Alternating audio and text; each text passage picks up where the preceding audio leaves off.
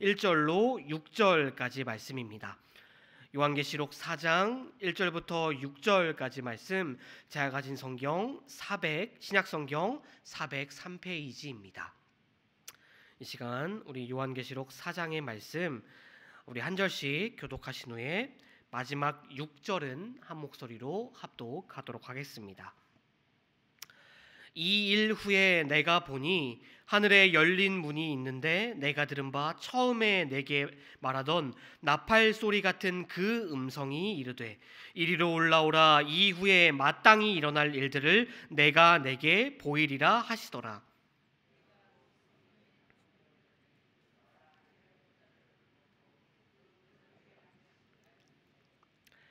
앉으신 이의 모양이 벽옥과 홍보석 같고 또 무지개가 있어 보좌에 둘렀는데 그 모양이 녹보석 같더라.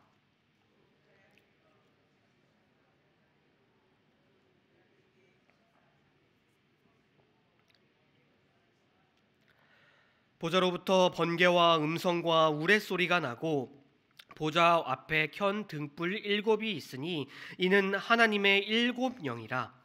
보좌 앞에 수정과 같은 유리 바다가 있고 보좌 가운데 주위에 4 생물이 있는데 앞뒤에 눈들이 가득하더라. 아멘.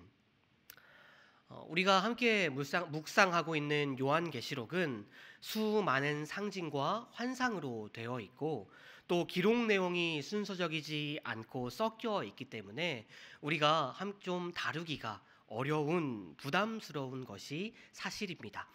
그렇다 보니 요한계시록을 이렇게 다루더라도 설교하더라도 주로 2장과 3장에 기록된 이 소아시아 7교회에 보낸 편지들을 우리가 중요하게 다루게 됩니다.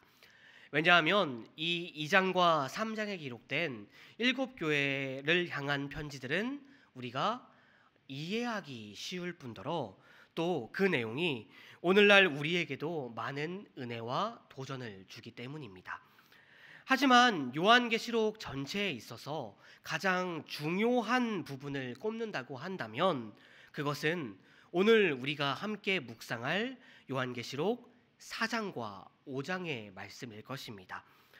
물론 계시록 전체가 하나님의 말씀이기 때문에 어느 하나 중요하지 않는 것이 있겠냐마는 이 4장과 5장은 요한계시록의 핵심적인 주제를 드러내고 있기 때문에 우리에게 보여주기 때문에 더더욱 중요하다라고 말할 수가 있는 것입니다.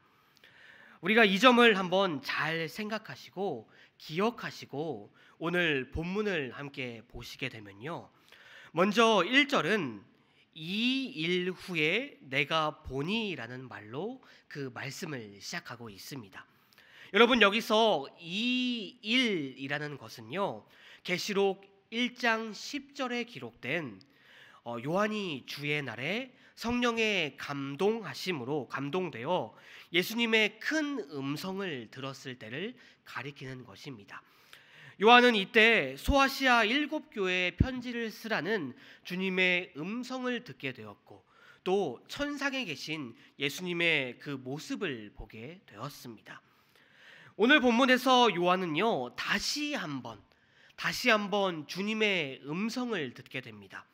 주님께서는 요한에게 이후에 마땅히 일어난 일들을 내가 너에게 보여주겠다라고 말씀하고 계십니다. 바로 그것이 요한이 오늘 말씀 4장부터 22장에 기록해 놓은 것들이 바로 그것들이죠. 자, 그런데 여러분, 우리가 본절에서 그리고 요한계시록의 그 뒤 이어지는 말씀을 읽어 나아가면서 관심을 가지고 주목해야 할 것이 있습니다.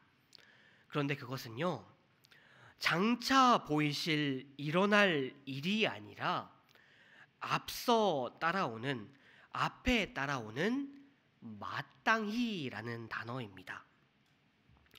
우리 성경이 지금 마땅히라고 번역한 헬라어 단어 데이는요, 본래 이 철학적인 용어입니다. 이 철학자들이 사용하던 용어라는 것이지요. 이 데이, 마땅히라는 단어는요, 본래 어떤 일의 객관성과 필연성을 이야기할 때 사용하는 단어였습니다.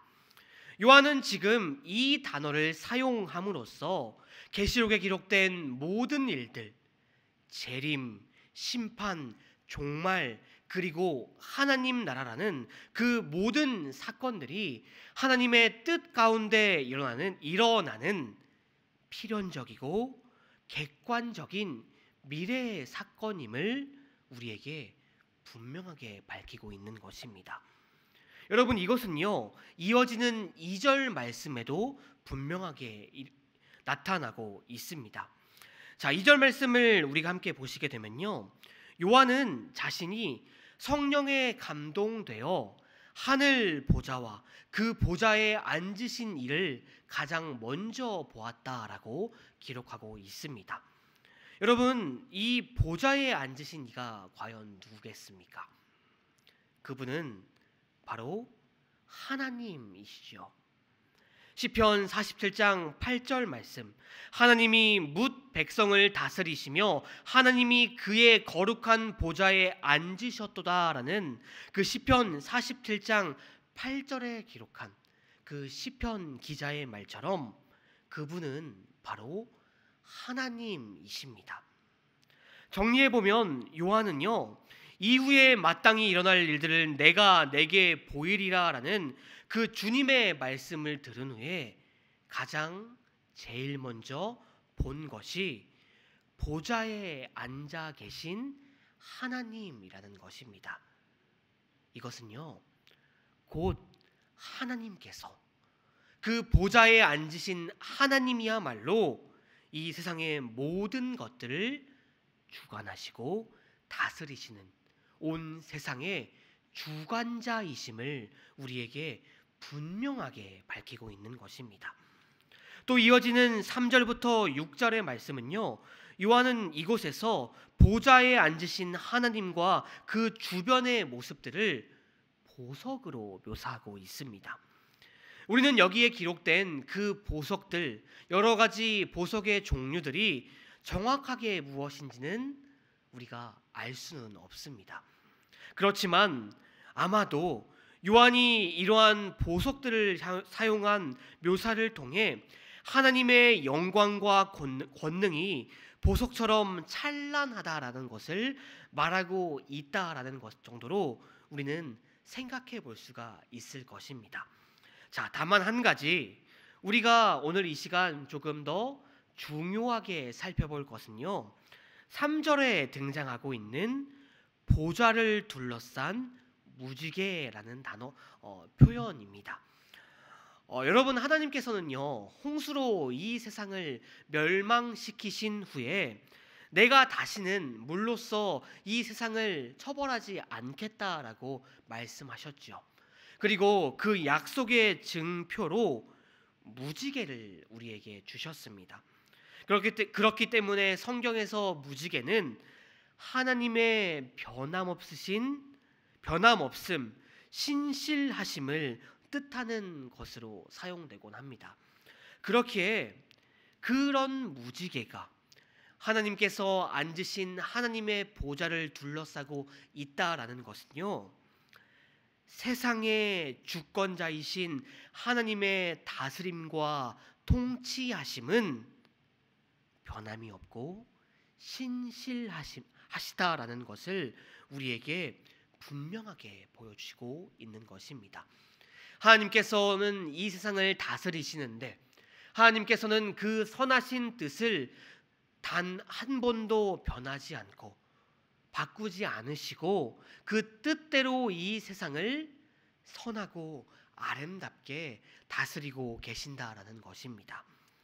성도 여러분, 우리가요, 이 사실을 분명히 깨닫고 믿는다면 우리는 큰 위로와 힘을 얻을 수가 있습니다.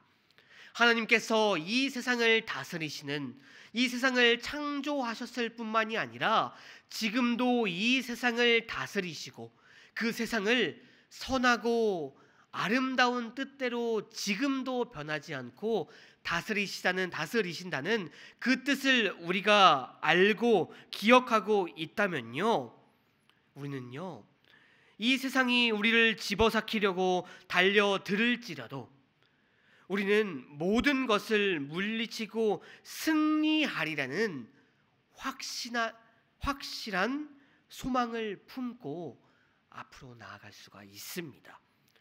왜냐하면 보좌에 앉으신 하나님께서 이 세상을 하나님의 뜻대로, 변함없고 신실하신 하나님의 뜻대로 움직이실 것이라는 것을 분명하게 알고 있기 때문입니다.